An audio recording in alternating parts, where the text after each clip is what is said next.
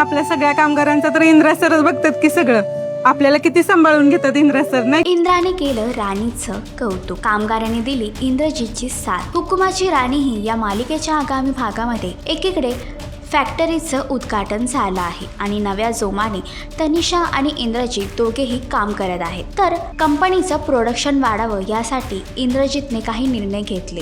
जेव्हा हे निर्णय तो राणीला सांगतो तेव्हा राणी सर्व कामगारांना बोलवते आणि त्यांच्यासमोर इंद्रजीतचे काही निर्णय सांगते.